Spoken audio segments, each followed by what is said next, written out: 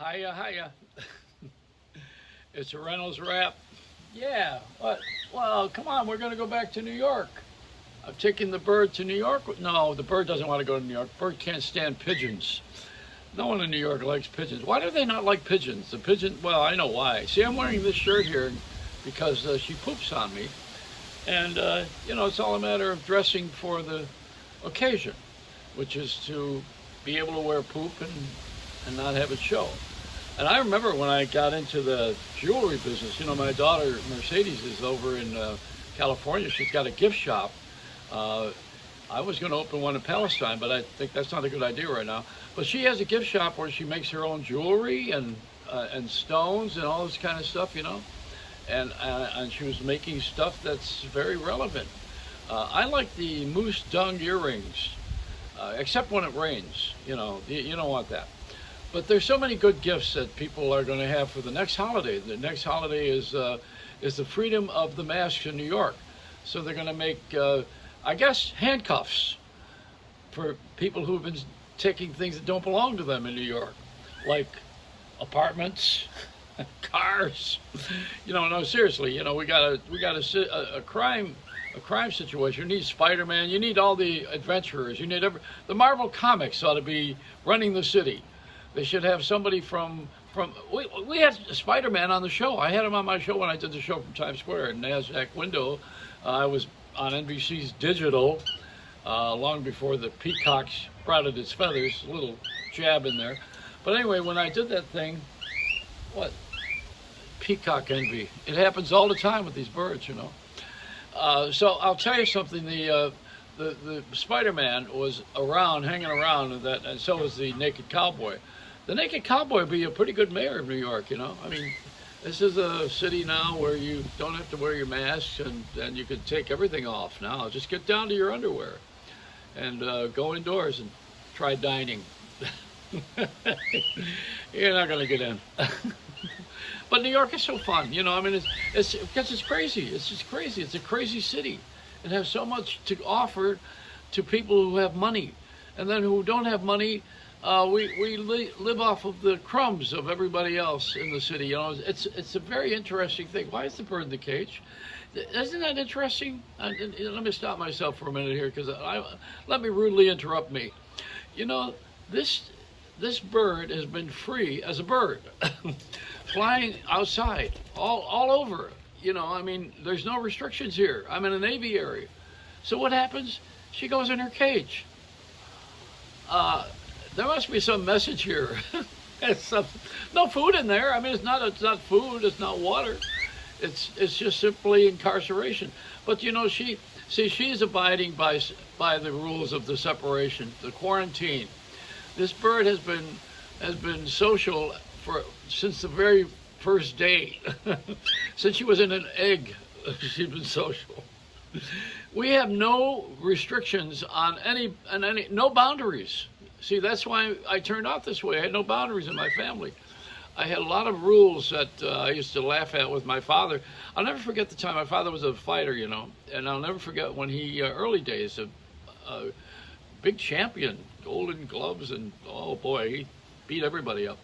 But I came home one day and I tested the water. I was 13 years old, and I said, okay, let me smoke. And I lit up a cigarette in front of him when he was sitting on the couch next to me, and that big 400-pound hand went right across my mouth and knocked the cigarette out. That was the end of my smoking career. I went from Marlboro to Salem. I sailed right out the window. Now what? You back in the cave? Why are you back in here? See, the bird stole the show yesterday. She's doing it again today.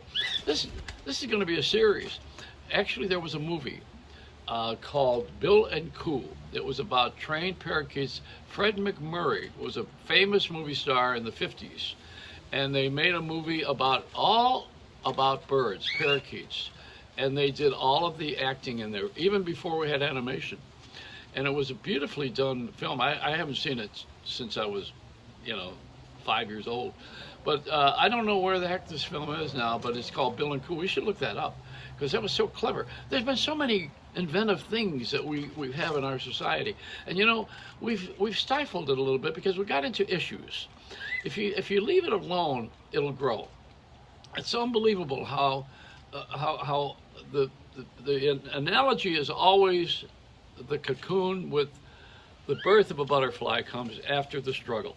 And if you don't have a struggle, you're not going to have anything when you become a butterfly. You're not going to make it. You're not going to make it if you don't fight. But when you get out and you're a butterfly, yeah, I got butterflies here all around me all day.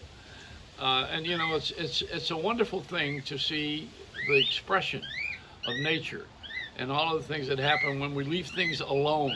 When we what?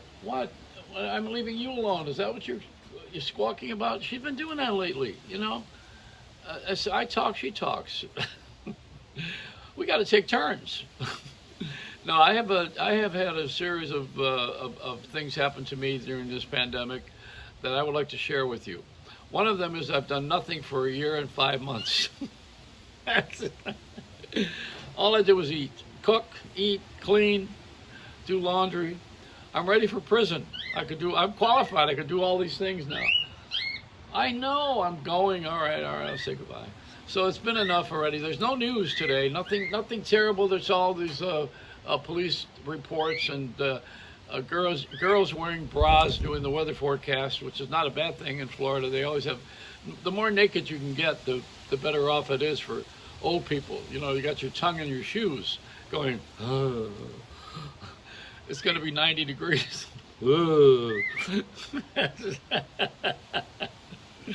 That's a hooker. No, we hire hookers now. It's a noble profession, you know. And then there's this guy. Anyway, I want to wish you a very happy day, a maskless day in New York City. I'll be joining you soon.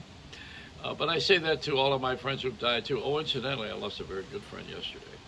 And I'm sorry about the death of a movie star friend.